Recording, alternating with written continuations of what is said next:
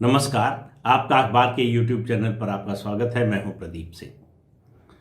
CA यानी citizenship amendment act, नागरिकता संशोधन कानून, उसके खिलाफ जो आंदोलन चला था आपको याद होगा। क्या क्या हुआ था ये भी याद होगा। उस समय ये कानून 2020 में बनाया गया था, संसद से पास हुआ। उसके मुताबिक जो 3 इस्लामिक देश हैं हमारे पड़ोस में, अफगानिस्तान, बांग्लादेश, पाकिस्तान, यहाँ की माइनॉरिटीज़ को प्रताड़ित किया जाता है उनके धर्म के आधार पर। तो जो माइनॉरिटीज़ का जो है रिलीजियस परसिक्यूशन होता है, उसके मद्देनज़र भारत सरकार ने कहा कि नागरिकता जो कानून है हमारा, उसमें संशोधन कर रहे हैं और इन तीनों देशों में हिंदू, सिख, ईसाई, बौद्ध, जैन, पारसी, इन धर्मों के मानने वालों को भारत सरकार प्राथमिकता के आधार पर जो है वो नागरिकता देगी और ये नागरिकता के लिए जो है पात्र होंगे। इसका विरोध शुरू हो गया। कहा क्या गया, मुद्दा क्या बना है इसका। अब आप देखिए, इस पूरे कानून में कहीं भी कोई जिक्र नहीं है कि जो भारत में मुसलमान हैं उनके बारे में कुछ कहा गया हो।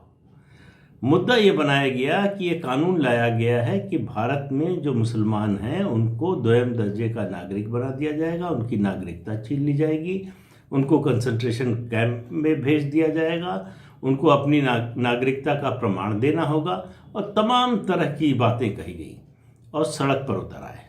शाहीन बाग उसका जो है बड़ा उदाहरण है, आपने देखा होगा। शाहीन बाग के मामले में सुप्रीम कोर्ट का भी रवैया बड़ा ढुलमुल रहा, लेकिन एक राज्य, और वो था उत्तर प्रदेश।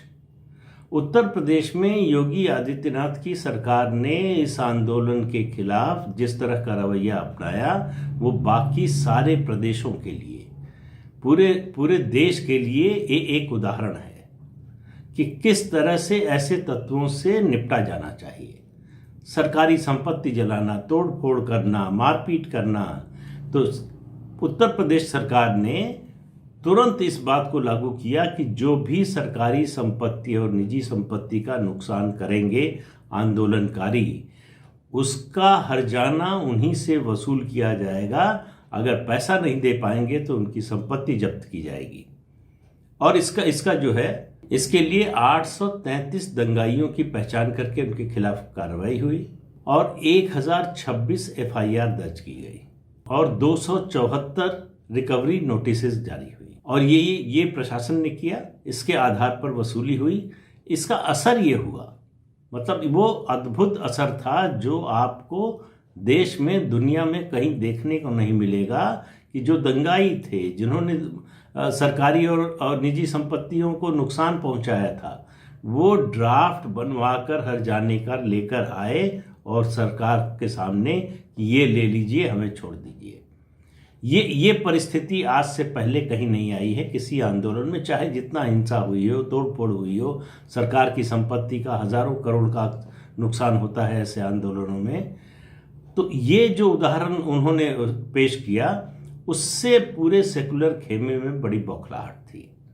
और इतना ही नहीं, जिन लोगों के खिलाफ रिकवरी नोटिस जारी हुई, उनके फोटो लगाकर बड़ी बड़ी होर्डिंग्स लगाई गई कई शहरों में, खासतौर से लखनऊ में। इसका भी विरोध हुआ। इसके खिलाफ लोग कोर्ट गए, निचली कोर्ट से फिर हाई कोर्ट गए। ये मामला परवेज आरिफ टीटू, इनकी याचिका पर सुप्रीम कोर्ट में इसमें सुनवाई हुई। सरकार को नोटिस हुआ, सरकार से जवाब तलब हुआ। सुप्रीम कोर्ट ने उसके बाद, सबको सुनने के बाद फैसला सुनाया अभी हाल में, और ये कहा कि सरकार ने ये नोटिस और ये जो रिकवरी की है ये गैरकानूनी है। ये ट्राइब्यूनल्स के जरिए होना चाहिए था, प्रशासनिक अधिकार सरकार को नहीं था। सरकार को ये बात जो है, ये नोटिस जारी होने के बाद जब मामला हाईकोर्ट में गया तो समझ में आ गया था। तो 2020 में ही योगी सरकार ने एक नया कानून बनाया, Uttar Pradesh recovery of damages to public and private properties. ये बिल आया विधानसभा में, पास हुआ। पहले अध्यादेश आया, फिर विधानसभा में बिल आया, पास हुआ और ये कानून बन गया। अब सुप्रीम कोर्ट ने ये कहा कि सारी नोटिसेस जो है आप वापस लीजिए, नहीं तो हम क्वैश कर देंगे। इसी की मांग को लेकर जो है ये याचिका दायर की गई थी टीटू के द्वारा और उनके वकीलों के द्वारा। और इसके अलावा सुप्रीम कोर्ट ने यह भी कहा कि जो हर्जाना आपने वसूला है उसको वापस कीजिए। सरकार ने सुप्रीम कोर्ट के आदेश के मुताबिक जो है 2 दिन में सारी नोटिसेस विड्रॉ कर ली और ये छूट मांगी कि वो हर्जाना जो है उसको वापस करने के लिए अभी ना कहा जाए, वो मामला ट्राइब्यूनल्स में भेज दिया जाए। सुप्रीम कोर्ट उसके लिए भी तैयार नहीं हुआ। अब पूरे देश में सेकुलर खेमे में, सेकुलर बिरादरी में जो है हर्षोल्लास का वो शुरू हो गया पूरा जो है समारोह। आप सोशल मीडिया देखिए, वैसे भी बधाइयाँ दी जाने लगी, मिठाइयाँ बांटी जाने लगी कि योगी आदित्यनाथ की सरकार को बहुत बड़ा झटका लगा है सुप्रीम कोर्ट से और उनके इस गैर कानूनी काम को सुप्रीम कोर्ट ने जो है अवैध ठहराया है और बड़ी राहत दी है दंगाइयों को। अब ये मैसेज किसी भी समाज के लिए बहुत अच्छा संदेश नहीं होता कि दंगाइयों को राहत मिले। जो दंगे से पीड़ित हैं उनकी बजाय जिन्होंने दंगा किया, जिन्होंने सरकारी और निजी संपत्ति को नुकसान पहुंचाया, उनको जो है रियायत मिले या उनको राहत मिले, ये किसी भी समाज में अच्छी नज़र से नहीं देखा जाता। लेकिन सुप्रीम कोर्ट नियम के अनुसार चलता है, कानून के अनुसार चलता है, संविधान में जो प्रावधान है उनके अनुसार चलता है, वो इमोशंस के आधार पर नहीं चलता। सुप्रीम कोर्ट ये नहीं कह सकता था कि जो कानून में नहीं है वो काम अगर आप कर रहे हैं तो सही है, चूंकि उसका नतीजा अच्छा रहा है इसलिए हम इसको नज़रअंदाज कर देंगे। तो सुप्रीम कोर्ट ऐसा कर नहीं सकता था, ये उसके अधिकार क्षेत्र के बाहर था। अब आप देखिए इस खबर को लेकर, अब ये पूरी खबर का एक हिस्सा है। किस तरह से मीडिया में नैरेटिव खड़ा किया जाता है, विमर्श खड़ा किया जाता है, और अगर खास तौर से वो बीजेपी और मोदी, योगी, अमित शाह इन लोगों के खिलाफ हो तो और ज़्यादा और तेजी से और जो है पूरी ताकत से।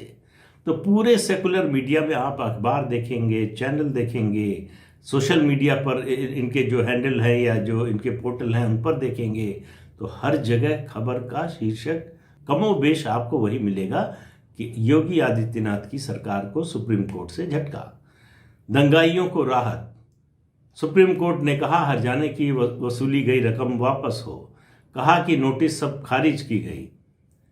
अब ये सुन के किसी को भी लगेगा कि ये सरकार के लिए जो है, खासतौर से राज्य सरकार के लिए बड़ा झटका है।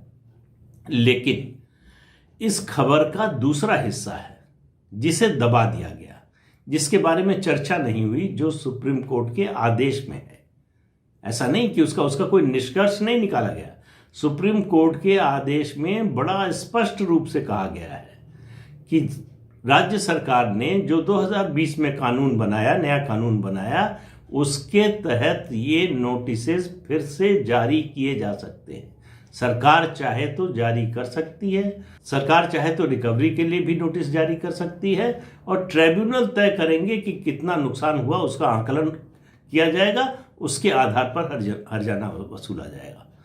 तो सरकार के लिए तो कोई झटका नहीं हुआ। सरकार ने जो किया था उसको सुप्रीम कोर्ट ने कहीं से गलत नहीं माना।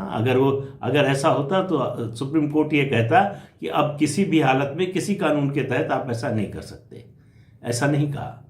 ये नज़ीर है जो योगी सरकार ने किया पूरे देश के लिए, अराजकता से बचाने के लिए, इन दंगाइयों से बचाने के लिए, इन दंगाइयों पर अंकुश लगाने के लिए, इन दंगाइयों को बताने के लिए कि अगर ऐसा करोगे तो इसकी भरपाई तुम्ही को करनी पड़ेगी, तुम्ही से वसूली होगी, तुम्हारी दुकान, मकान, ज़मीन जो है वो जब्त होगी, वो उसकी कुर्की होगी।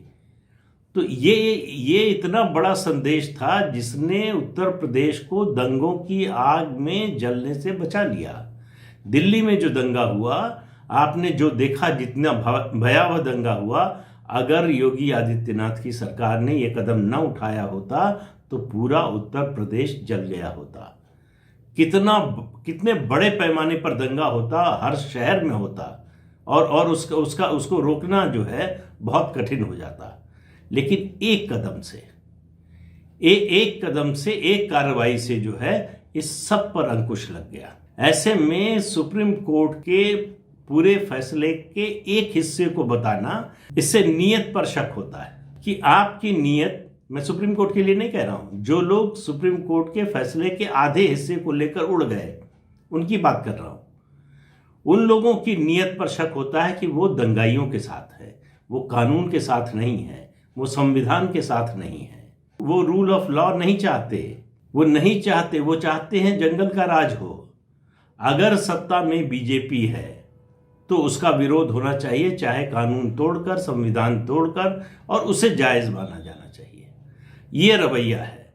अगर कोई कानून के मुताबिक काम होता है तो उसको रोकने की कोशिश होगी, उसके खिलाफ आंदोलन होगा। आपने सीए के समय देखा, आपने किसान आंदोलन के समय देखा, और जो लोग जो है बहुत उपदेश देते थे, मैं 2 वीडियो बना चुका हूं कनाडा में जो स्थिति है, ट्रक वालों की जो हड़ताल है, जो डेमोक्रेसी सिखा रहे थे, जो बातचीत का जो है तरीका सिखा रहे थे। 11 दौर की बातचीत की थी भारत सरकार ने इन किसान यूनियंस के साथ। एक बार भी जस्टिन ट्रूडो ने बातचीत नहीं की। जो हड़ताली ट्रक ड्राइवर हैं उनसे बातचीत करने से मना कर दिया, इमरजेंसी लगा दी, उनके खिलाफ पुलिस एक्शन हो रहा है, उन लोगों के अकाउंट फ्रीज कर दिए गए। और क्या है, मोदी सरकार तानाशाह है। और जस्टिन ट्रूडो जो हैं, कनाडा के जो प्राइम मिनिस्टर हैं, वो सबसे बड़े डेमोक्रेट हैं। ये इस तरह का जो है नैरेटिव बनाया जाता है, और बहुत से लोग इस भ्रम में आ जाते हैं कि सचमुच लगता है कि बड़ी ज्यादती हो रही है। 13 महीने तक बैठे रहे, अभी वहां तो 1 महीना भी नहीं हुआ, तब ये हाल हो गई। इमरजेंसी लगानी पड़ी, फोर्स लगानी पड़ी, एक्शन लेना पड़ा, बैंक अकाउंट सीज करना पड़ा, और पता नहीं क्या क्या हो रहा है। तो सवाल ये होता है कि जो भी सत्ता में है वो दंगाइयों पर, अराजक तत्वों पर उनके खिलाफ कार्रवाई करेगा, तो उससे नाराजगी तो होगी ही, स्वाभाविक है। जिनको अपने मन का करने को नहीं मिल रहा है, जिनको जो है दुकान मकान जो है सरकारी प्रतिष्ठानों में, सरकारी बसों में आग लगाने का मौका नहीं मिल रहा है, रोका जा रहा है, तो वो तो खुश नहीं होंगे। लेकिन जो शांति व्यवस्था चाहते हैं, जो कानून का राज चाहते हैं, उन्हें तो खुश होना चाहिए। ये कौन सी मानसिकता है कि चूंकि ये कदम उठाया था योगी आदित्यनाथ की सरकार ने, इसलिए उसका विरोध करना है, कानून के मुताबिक हो तब भी विरोध करना है। तो ये एक नैरेटिव बनाने की कोशिश होती है कि किसी भी हालत में रॉन्ग बॉक्स में जो है वो बीजेपी की सरकार को खड़ा करो। यहां उत्तर प्रदेश में योगी आदित्यनाथ की सरकार थी, उनको देखकर, उनके कदम को देखकर दूसरे कई बीजेपी शासित राज्यों ने इस तरह का कदम उठाया। दूसरे कई राज्य अब इस तरह का कानून बना रहे हैं। आखिर आप इस तरह की अराजकता से कैसे निपटेंगे? ये तो नहीं हो सकता कि पुलिस को लोग दंगाई मारते रहे और पुलिस खड़ी देखती रहे। ये जब तक इसे सख्ती से नहीं रोका जाएगा तब तक इसको रोकना बहुत कठिन होगा।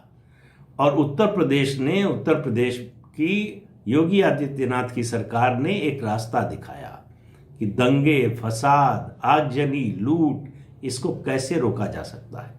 इसके लिए पुलिस को कोई गोली नहीं चलानी पड़ी, इसके लिए पुलिस को जो है जबरन किसी को घसीट के नहीं लाना पड़ा।